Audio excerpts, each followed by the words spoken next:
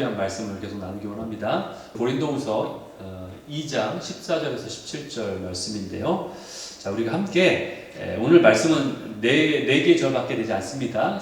그래서 우리가 한 목소리로 같이 읽도록 하겠습니다. 항상 우리를 그리스도 안에서 이기게 하시고 우리로 말미암아 각처에서 그리스도를 아는 냄새를 나타내시는 하나님께 감사하노라. 우리는 구원받는 자들에게나 망하는 자들에게나 하나님 앞에서 그리스도의 향기니 이 사람에게는 사망으로부터 사망에 이르는 냄새요 저 사람에게는 생명으로부터 생명에 이르는 냄새라. 누가 이 일을 감당하리요? 우리는 수많은 사람들처럼 하나님의 말씀을 혼잡하게 하지 아니하고 곧 순전함으로 하나님께 받은 것 같이 하나님 앞에서와 그리스도 안에서 말하노라. 아멘. 예, 이렇게 본문 고린도후서 2장 14절에서 17절 말씀으로 함께 나눌 제목을 상처에서 피어나는 향기이라는 제목을 나누겠습니다. 영어 제목은 The Fragrance of the Broken. 예, 이렇게 되겠습니다. 여러분, 우리가 이 짧게 읽었는데 이 네 개의 절을 통해서 우리 교회가 겪고 있는 어려움 가운데 주님의 그 지혜가 이 안에 담겨 있다라고 볼 수 있습니다. 오늘 본문을 이해하기 위해서는 우리가 사도 바울의 상황이 어떤지, 이 고린도후서도요 사도 바울이 쓴 편지입니다. 여러분들이 지금 편지를 보고 있는 거예요. 사도 바울이 교회에 보내는, 고린도 교회에게 보내는 편지입니다. 이게 고린도후서가. 그래서 그 편지를 지금 읽고 있는 건데 우리가 그럼 과연 이 사도 바울이 어떤 상황에서 이 편지를 썼는지 우리가 한번 살펴보기 원합니다. 고린도 교회는요 사도 바울이 세운 개척한 교회입니다. 예, 그 교회가 바로 고린도 교회예요. 그런데 이 교회에 심각한 문제가 발생했어요. 제가 그 문제들이 무지 많아요. 근데 그걸 지금 다 말씀드릴 수는 없고 그 중에 중요한 문제만 본다면은 교회 안에 분쟁이 생겼습니다. 그래서 심지어는 성도들 간에 서로 소송을 거는 일들까지 생겼어요. 분쟁이 생기고 서로를 판단하고 비난하는 일들이 생겼습니다. 그리고 어떤 사람들은 심지어 사도 바울이 그 교회를 개척했는데 사도 바울의 사도직마저 의심했습니다. 그래가지고 바울은 진짜 사도가 아니다 뭐 이렇게까지 얘기하는 거예요. 그리고 사도 바울은 그의 말에는 영적 권위가 없다 뭐 이렇게까지 얘기하는 거예요. 이런 일들이 그 교회에 일어나고 있다는 거죠. 그래서 사도 바울의 그 리더십을 부정하는 일까지 생깁니다. 얼마나 사도 바울이 마음이 아팠는지 사도 바울은 2장 1절에 보면 이렇게 얘기했어요. 내가 다시 근심으로 너에게 가지 않기로 작정했다. 이렇게 말할 정도로 심지어 그의 아픔이 얼마나 큰지를 우리가 볼 수 있다는 거죠. 사도 바울은요 고린도 교회 때문에 깊은 근심과 눈물에 빠져 있습니다. 그래서 눈물의 편지를 쓴 거예요, 말하자면. 그래서 4절에 이렇게 말하고 있어요. 내가 지금 큰 눌림이 있다. 마음에 큰 눌림이 있고 내가 너희를 향해서 걱정이 많아서 지금 눈물로 너에게 편지를 쓴다. 예, 이렇게 지금 쓰고 있어요. 이는 내가 너희를 근심하게 하기 위해서 이런 얘기를 하는 것이 아니라 내가 너희를 향한 사랑이 그만큼 크다라는 것을 알게 하기 위함이다 라고 이렇게 밝히고 있습니다. 그런데 놀라운 게 뭔지 아십니까? 근데 놀라운 게 뭐냐면은 오늘 본문에 읽었던 여러분 14절을 보면요 이렇게 나와 있어요. 항상 우리를 그리스도 안에서 이기게 하신 하나님께 감사한다. 지금 바울이 감사한다고 말하고 있어요. 교회 내에 분열과 담짓는 분쟁이나 이런 것들이 있는데 또는 교회의 사도 바울의 어떤 리더십을 신뢰하지 않는 의심이 있는데 그럼에도 불구하고 이런 아픔 속에서 사도 바울이 지금 감사한다 라고 말하고 있다는 거예요. 이 얼마나 역설적인 상황입니까? 상처받았고 또 오해받고 있잖아요, 사도 바울이. 그게 뭐 좋은 오해인가요? 리더십마저 부정당하는 게 엄청난 이게 오해, 얼마나 가슴이 무너지겠어요. 자기가 직접 개척한 교회인데. 힘든 상황인데도 지금 감사한다라고 사도 바울이 말하고 있어요. 도대체 사도 바울이 어떠한 것을 보고 있길래 왜 이런 이 감사가 나올 수 있을까요? 14절에서 우리가 지금 보는 것처럼 우리를 그리스도 안에서 항상 이기게 하신다. 이렇게 표현하고 있잖아요. 여기서 이기게 한다, 이긴다라는 이 표현이 헬라어로 되어 있거든요. 예, 신약은 헬라어로 되어 있죠, 원문이. 그 헬라어 원어에 보면은 그 이기게 한다라는 표현이 무슨 뜻이냐면은 전쟁에서 승리한 로마의 장군이 입성하는 거예요. 개선행렬.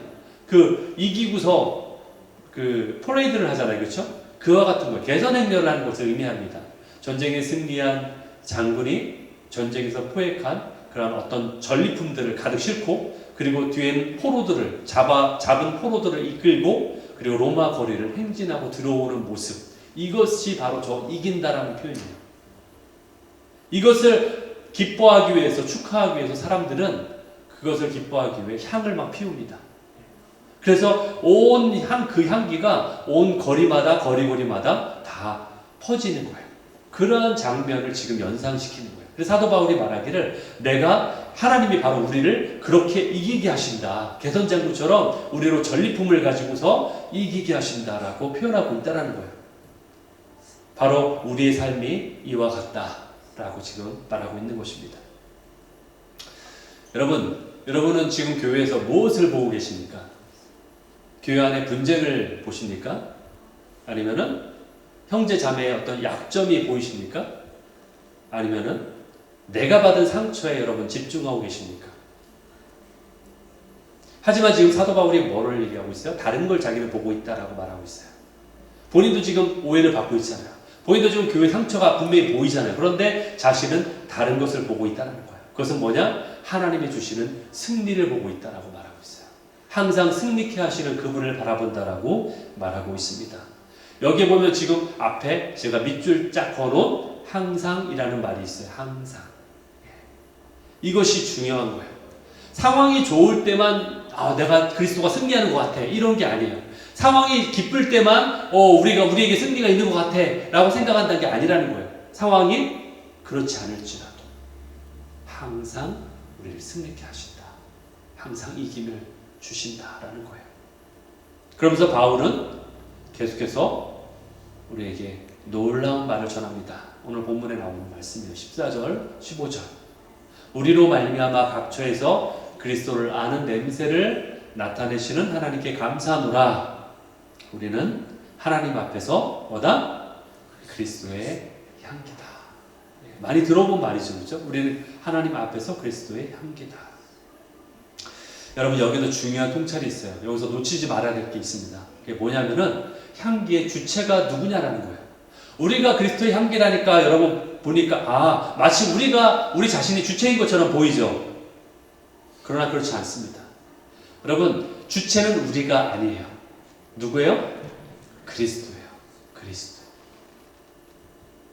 여러분, 향기의 주체는 그리스도십니다. 우리는 그냥 향기가 아니에요. 무슨 향기다? 그리스도의 향기다라는 거예요. 이게 중요해요. 그리스도의 향기라는 게 중요해요. 이게 무슨 뜻이에요?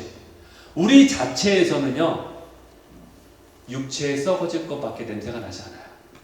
우리 자체에서는 향기가 나지 않는다는 얘기예요. 그것이 중요해요. 죄성 많은 우리에게서는 향기가 나올 구멍이 없어요. 턱이 없어요. 하지만 나라는 통로를 통해서 그리스도가 내 안에 발견될 때에 그때 그리스도의 향기가 나온다는 거예요. 이것이 중요하다는 거예요.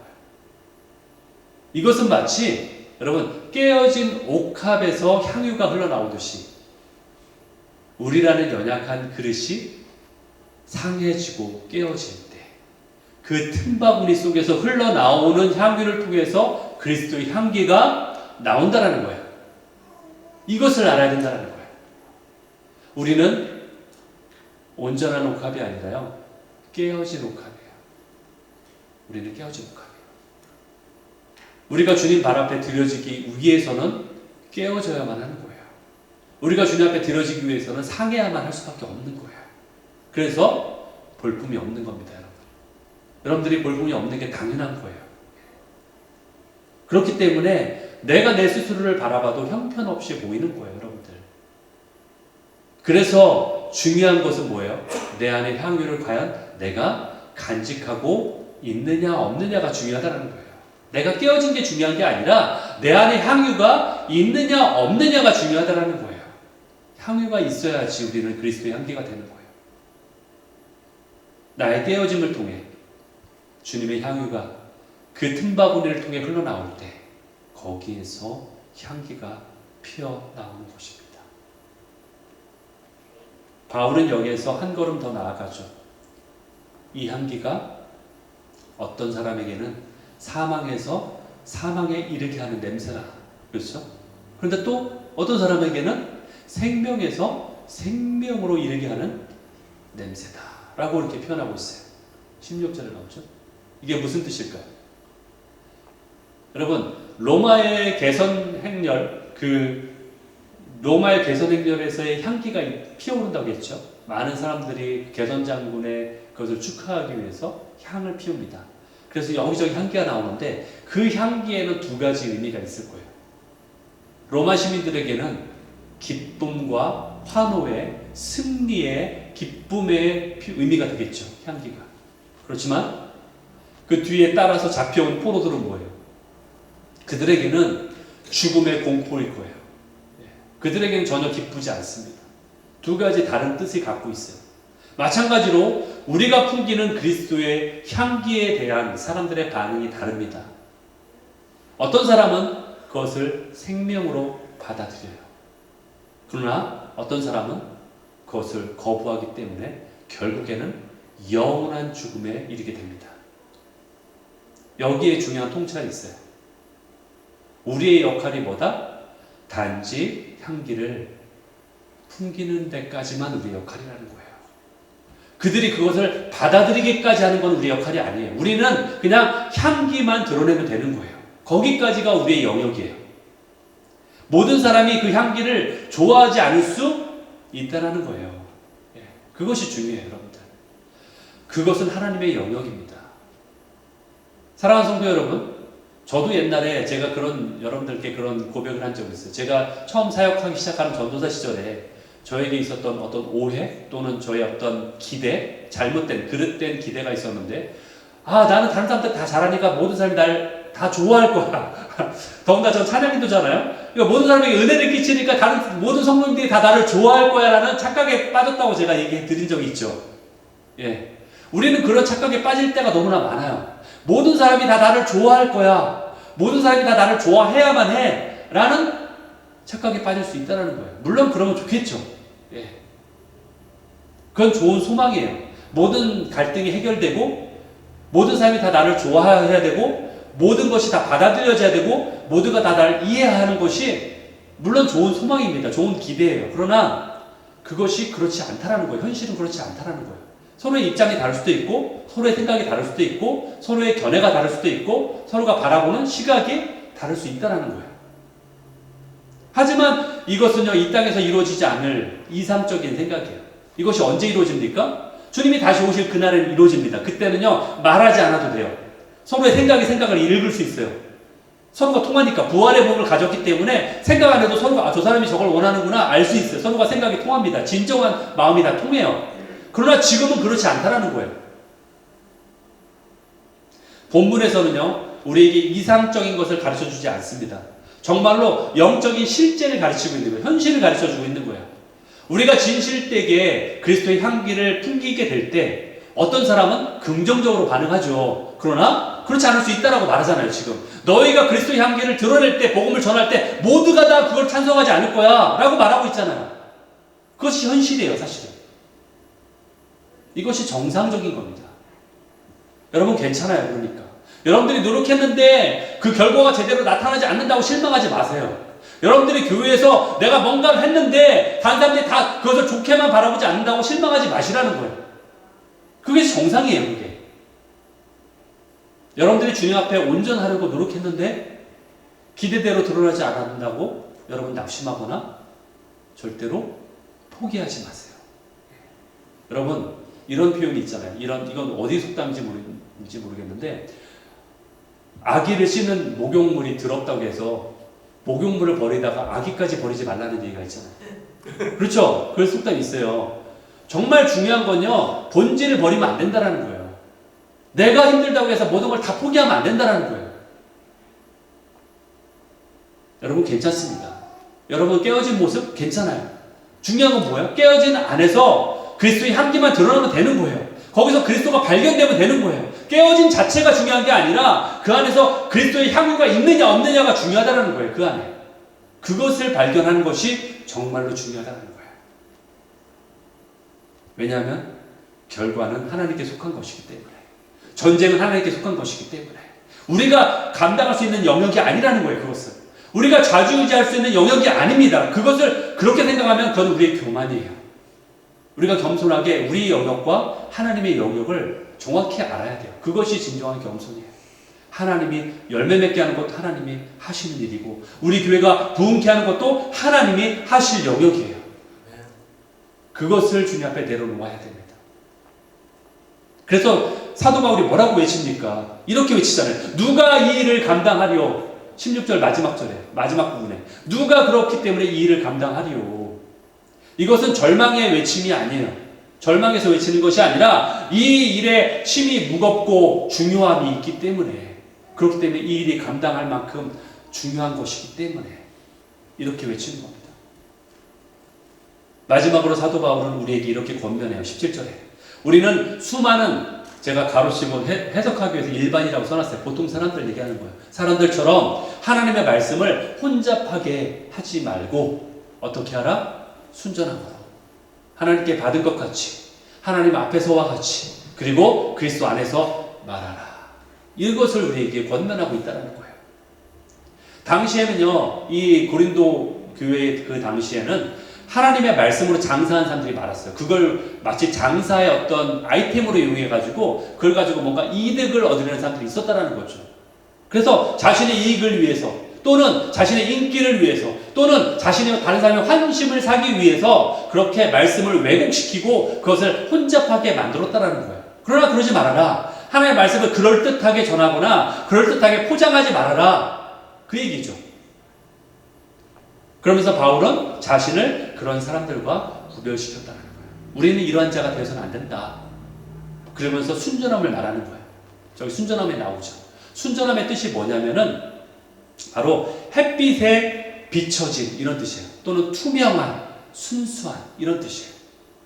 그러니까 뭐 정오의 햇빛, 햇살 아래에 부끄러울 것 없이 드러나는 그 순수함을 말하는 거예요. 그 순전함을 말하는 거예요. 그러면서 이렇게 말합니다. 세 가지의 관점을 우리에게 제시해요. 첫 번째, 하나님께 받은 것 같이라고 말하죠. 첫 번째, 제가 거기 번호 써놨죠. 하나님께 받은 것 같이. 그러니까 우리가 말을 전할 때에 하나님으로 받은 말을 전하라는 거예요.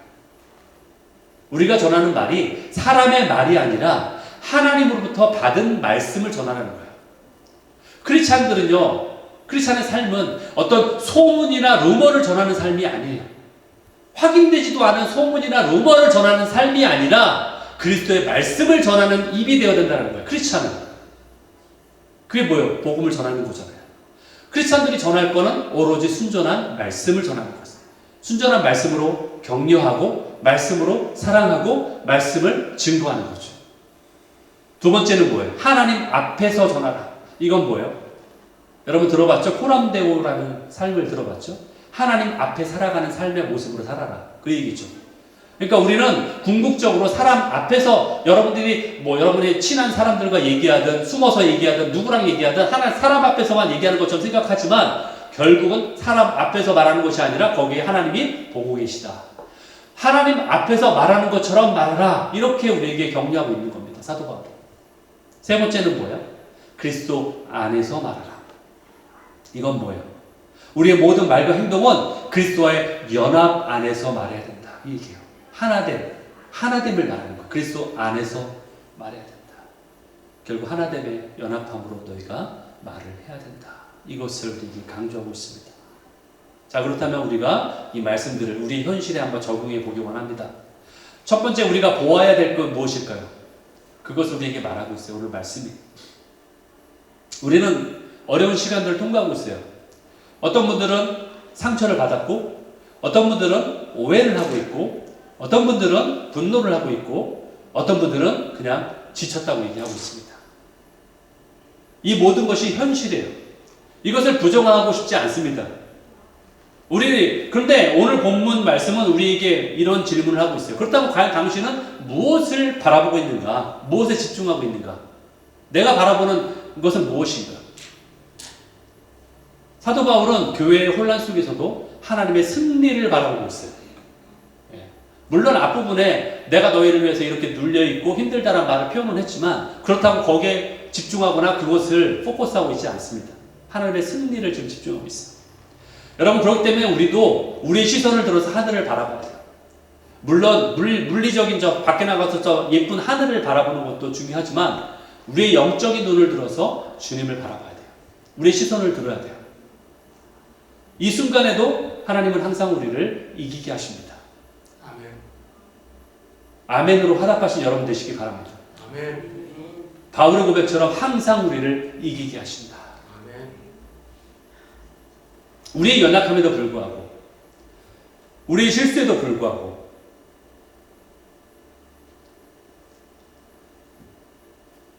우리의 상처에도 불구하고 하나님은 승리하십니다.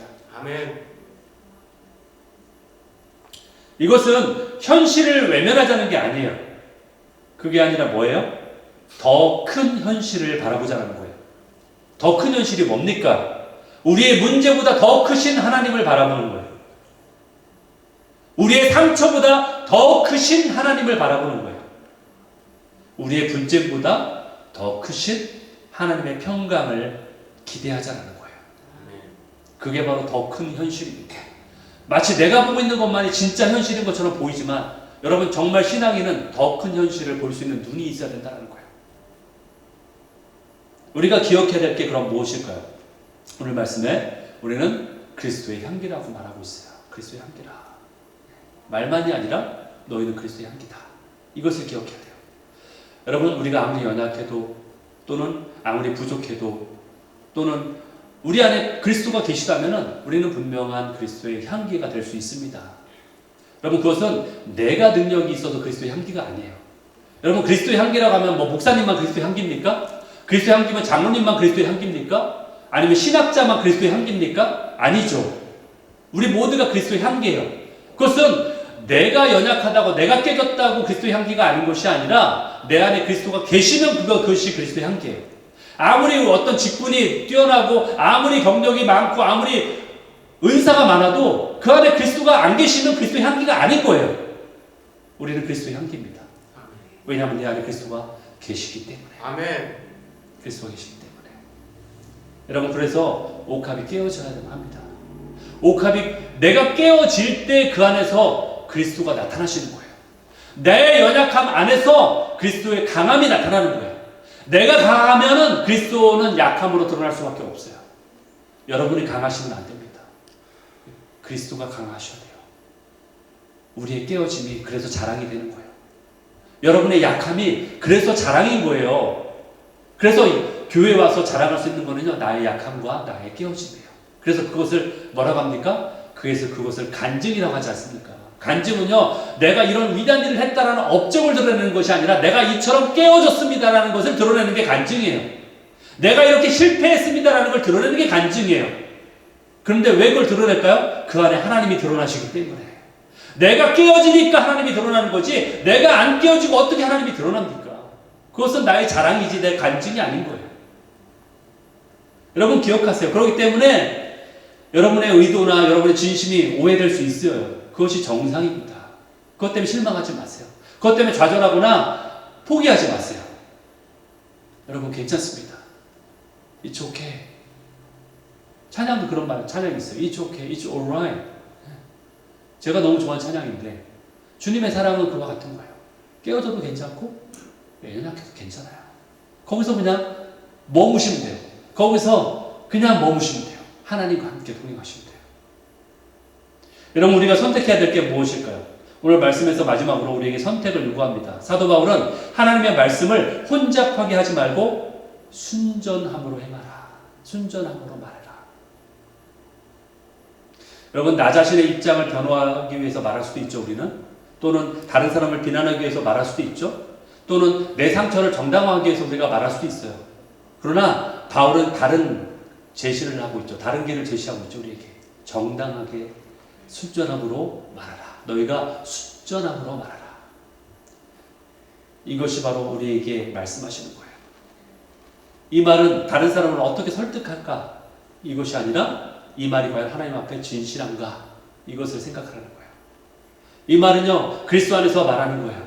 그렇기 때문에 내가 옳다고 여기는 자기 의에 의해서, 기준에 의해서 말하는 것이 아니라 그리스도의 의를 의지하는 거예요. 하나님의 뜻을 의지하는 거예요. 이것은요, 내가 하나님으로부터 받는 것을 전하는 거지, 내가 다른 사람부터 받은 것, 다른 사람부터 전해 들은 걸 말하는 게 아니에요. 하나님부터 받은 것이 뭐예요? 온전한 말씀이죠. 그것을 전하는 자, 입술이 되기를 소원합니다. 사랑하는 여러분, 교회사를 우리가 돌아봐도요, 교회사를 돌아봐도 핍박을 받은 순교자가 생기고 교회가 핍박을 받을수록 더 교회가 순수해지는 걸 우리가 경험하게 돼요. 거기서 승리가 드러나요.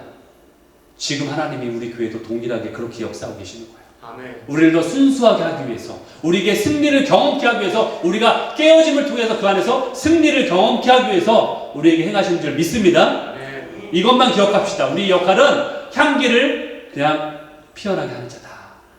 내가 그 결과까지 책임지는 자가 아닙니다. 그러니까 그냥 마음 편하게 두시면 돼요. 향기를 그냥 절하기만 하시면 돼요. 내 안에 향기만 품으면 됩니다.